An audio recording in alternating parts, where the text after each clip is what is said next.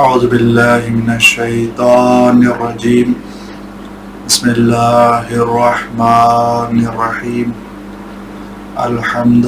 للہ الذی نزل الفرقان علی عبدہ لیکون للعالمین نذیرا الصلاة والسلام علی من جعلہ شاہدا ومبشرا ونذیرا وداعیا الی اللہ بإذنہ سراجا منیرا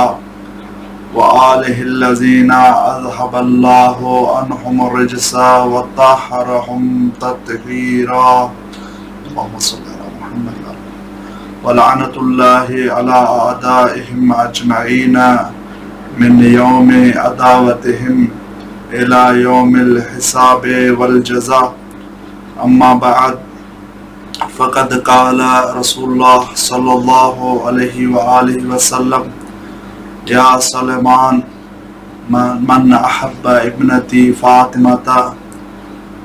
فقد احبنی رب اشرح لی صدری ویسر لی امری واحلل عقدۃ من لسانی یفقہوا قولی۔ محترم ناظرین، السلام علیکم و تحفہ یا علی علیہ الصلوۃ والسلام مدد۔ جیسا کہ جناب سیدہ فاطمۃ الزہرا سلام اللہ علیہا کے شہادت کے ایام ہیں، ان سلسلے میں چند آرائز جناب سیدہ فاطمۃ الزہرا صلوات والسلام کی زندگی کے بارے میں کہ جناب سیدہ فاطمۃ الزہرا سلام اللہ علیہا ایک نمونہ عمل ہے تمام عالم اسلام کے لیے کہ جناب سیدہ سلام اللہ علیہا کی زندگی کو اگر سمجھ لیا جائے تو یہ تمام علماء کا متفقہ فیصلہ ہے یا متفقہ نظریہ ہے کہ اگر کوئی جناب سیدہ فاطمۃ الزہرا سلام اللہ علیہا کی زندگی کو سمجھ لے تو اس کی زندگی میں اور کوئی مشکل نہیں آئے گی۔ جناب سیدہ سلام اللہ علیہا کی زندگی پیدائش سے لے کر شہادت تک تمام لوگوں کے لیے نمونہ عمل ہے۔ جیسا کہ جناب سیدہ سلام اللہ علیہا کی ولادت 5 یعنی بعثت کے 5ویں سال ہوئی اور 20 جمادی الثانی کو۔ یہ وہ دور ہے جو رسالت مآب کے اوپر سب سے مشکل دور ہے، جو ایام یعنی بعثت کے بعد نبی صلی اللہ علیہ وسلم کی زندگی میں جو مشکلات تھی، اور وہ مشکلات کا دور ہے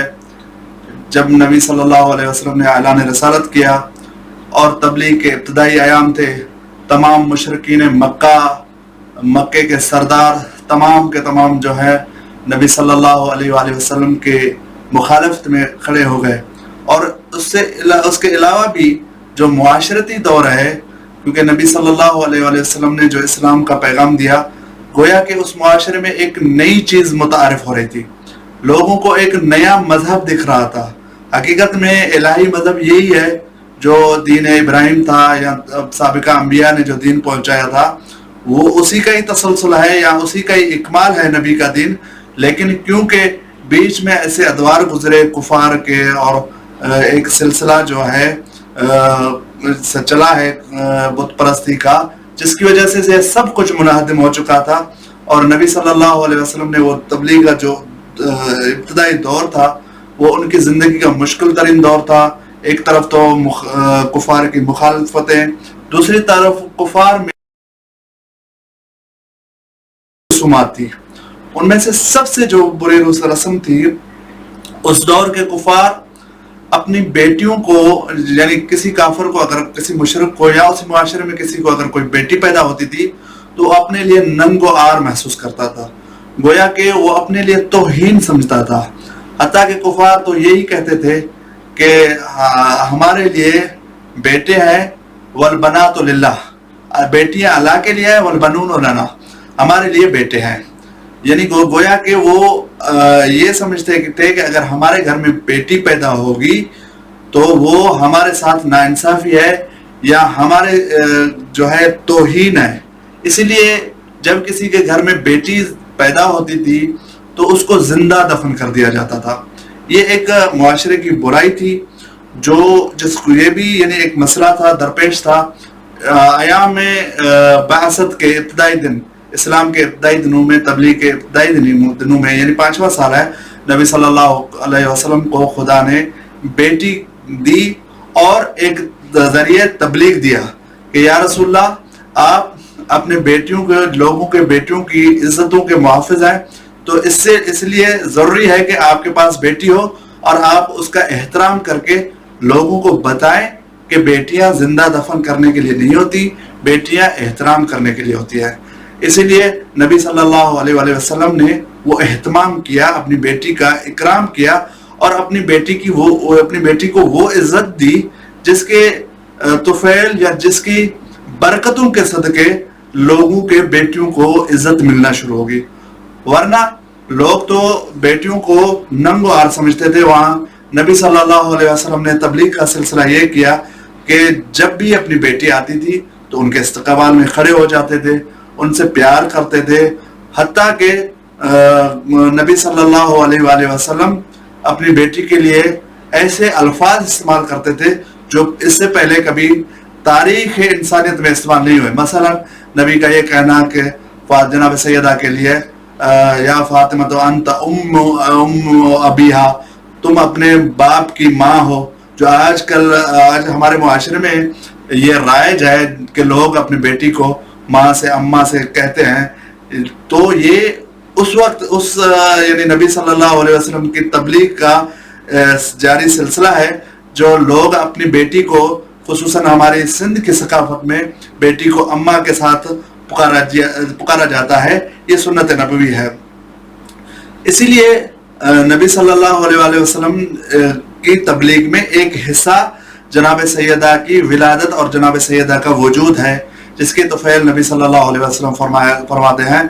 فاطمہ تو بضعۃ منی، فاطمہ میرا حصہ ہے۔ ایک حصہ جو ایک برائی تھی مشرکین میں، یعنی ایک پورا حصہ تھا، اس کا ایک حصہ ایسے نہیں کہ چھوٹی موٹی برائی تھی، بلکہ ایک معاشرے پہ اس کا اثر تھا اور ایک گہرا اثر تھا، اور اس معاشرے اس برائی کو مٹانے کے لیے نبی صلی اللہ علیہ وسلم کے لیے ایک بیٹی کا ہونا ضروری تھا، اور وہ بیٹی کا کردار جناب سیدہ فاطمہ الزہرا سلام اللہ علیہا کا تھا، جس کردار کے طفیل نبی صلی اللہ علیہ وسلم نے اس برائی، جو برائی بیٹیوں سے نفرت یا بیٹیوں کو زندہ دفن کرنے والی برائی کو نبی صلی اللہ علیہ وسلم نے جڑ سے اکھیڑ کر پھینکا۔ اس کے علاوہ جناب سیدہ کی جو زندگی ہے، انہوں نے پوری زندگی ایک بہترین زندگی کی مثال قائم کی ہے۔ جناب سیدہ کا بچپنا، جب وہ اپنے بابا کے گھر میں ہے، تو اپنے بابا کے گھر میں انہوں نے جو زندگی گزاری ہے،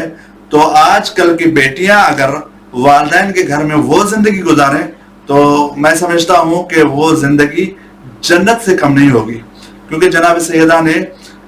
جناب اپنے والد کی ہر مشکل میں، کیونکہ جناب سیدہ کا بچپنا ایسا گزرا ہے کہ ان میں پھر یہ جنگیں، غزوات، جن میں نبی صلی اللہ علیہ وآلہ وسلم کا جانا اور نبی صلی اللہ علیہ وسلم کی پریشانیاں، ان پریشانیوں میں ایک اپنی بچپنے کی عمر میں جناب سیدہ نے نبی صلی اللہ علیہ وسلم کا وہ ساتھ دیا ہے کہ اگر آج کی بیٹیاں اپنے والدین کی تکلیفوں میں اگر وہ ساتھ دیں تو گھر جنت بن جاتا ہے۔ اس کے بعد اگلا مرحلہ آتا ہے جناب سیدہ کا ازدواجی زندگی۔ ازدواجی زندگی کا جو سلسلہ ہے، مولا امیر المومنین علیہ الصلوۃ والسلام کے ساتھ ان کی زندگی، اور اس کا پہلو بھی اگر دیکھا جائے تو وہ بھی آج کے خواتین کے لیے، ہر زمانے کے خواتین کے لیے نمونہ عمل ہے کہ جناب سیدہ نے حضرت علی ابن ابی طالب علیہ الصلوۃ والسلام کی حیات میں شرکت کس طرح کی۔ یعنی آج جس طرح خواتین کو کہا جاتا ہے، اور حقیقت بھی ہے کہ خواتین اپنے شوہر کی شریک حیات ہوتی ہے۔ جب وہ شریک حیات ہوتی ہیں تو حیات میں ان کا ایک بڑا اثر ہوتا ہے، اور جناب سیدہ فاطمہ الزہرا کا مولا امیر المومنین علیہ الصلوۃ والسلام کی زندگی میں ایک بڑا اثر تھا، ایک بڑا رول تھا، جو جناب سیدہ نے نبھایا اور بخوبی نبھایا، اور ہر منزل پہ حضرت علی علیہ الصلوۃ والسلام کا ساتھ دیا۔ ایسا نہیں کہ تکلیفوں میں شکایت کرنا یا فاقہ کشیوں میں ناراض ہو جانا، نہیں، جناب سیدہ نے ہر وقت حضرت علی علیہ الصلوۃ والسلام کے ہر حال میں ان کا ساتھ دیا اور ہر حال میں جناب علی علیہ الصلوۃ والسلام کی اطاعت کی. وہ بیٹی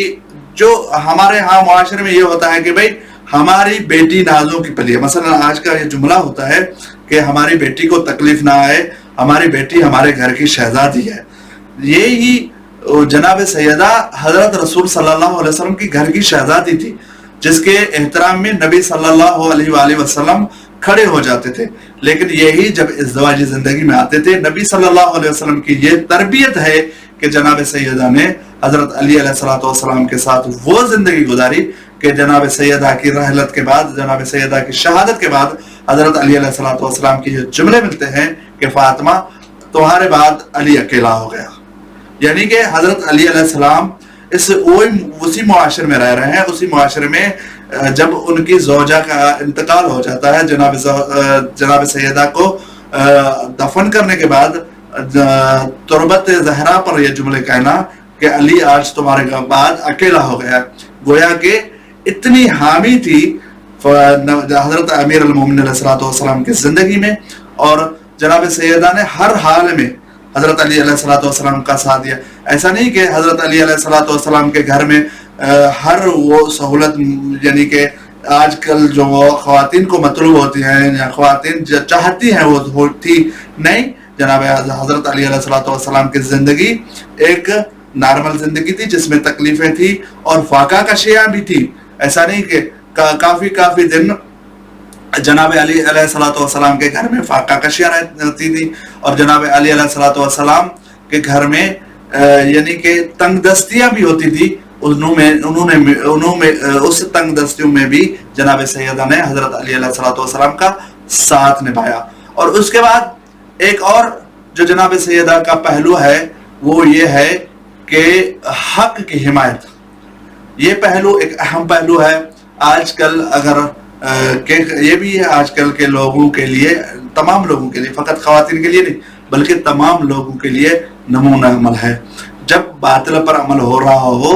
جب حق کو آپ کی حمایت کی ضرورت ہو، تو جناب سیدہ اگرچہ معاشرے میں خاتون کو کمزور سمجھا جاتا ہے، دنیا میں یعنی معاشرے میں خاتون کو کمزور سمجھا جاتا ہے. خاتون کی آواز وہ ہوتی ہے جس کو بآسانی دبایا جاتا ہے معاشرے میں. لیکن جناب سیدہ نے جب حق کے خلاف، یعنی حضرت علی علیہ الصلوۃ والسلام کی حکومت جو حق تھی، جناب امیر المومنین علیہ الصلوۃ والسلام کی حکومت جب ان سے چھین لی گئی، تو جناب سیدہ نے حق کے ساتھ میں ایک ایسی دیوار کی مانند کھڑی ہوئی کہ آپ نے ہر وقت حضرت علی علیہ الصلوۃ والسلام کی حمایت، فقط اس لیے نہیں کہ وہ ان کے شوہر تھے، کیونکہ وہ ایک حق پر تھے اور حق کا ساتھ دیا. روایتوں میں ہے کہ جناب سیدہ سلام اللہ علیہا حتیٰ کہ اصحاب کے گھر جا کر اصحاب سے حمایت طلب کی حضرت علی علیہ الصلوۃ والسلام کی کہ آپ علی علیہ الصلوۃ والسلام کی حمایت کریں، علی علیہ الصلوۃ والسلام حق پر ہے. گویا کہ اس کے بعد جناب سیدہ کے خطبات ہیں، دربار میں آنا اور جناب سیدہ کا خطبہ فدق دینا، جس میں جناب سیدہ نے پورا دین ایک خطبے میں بیان کیا ہے، جس میں خدا کی توحید سے لے کر نبی کی رسالت، اس کے بعد احکام الہیہ، اس کے بعد خلافت علی علیہ الصلوۃ والسلام پر ایک پورا خطبہ ہے جو جناب سیدہ نے وہ خطبہ دیا ہے، جس میں عربوں کے حالات بیان کیا ہے اور دین کا ان میں اثر انداز ہونا. اور پھر جناب سیدہ نے ان کو یہ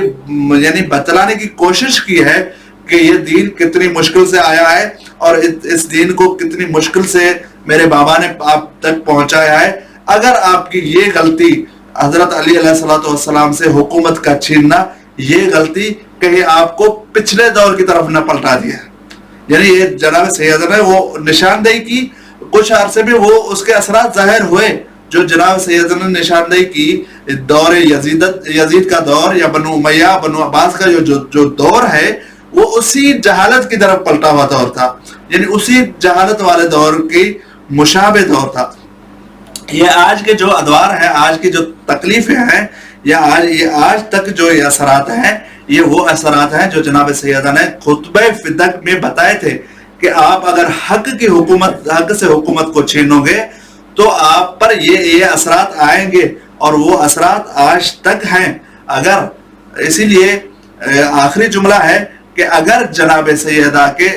خطبہ فدق کے وقت جو جناب سیدنا نے خطبہ فدق دیا تھا، اگر اسی خطبے کو دیکھا جائے تو اس دور کے لیے یہ نہیں تھا، یہ اس دور کے لیے بھی ہے. اور جناب سیدنا نے بتا دیا تھا کہ اگر آپ حق کو چھوڑو گے تو آپ کو رسوائی کے علاوہ کچھ نہیں ملے گا. والسلام علیکم ورحمۃ اللہ.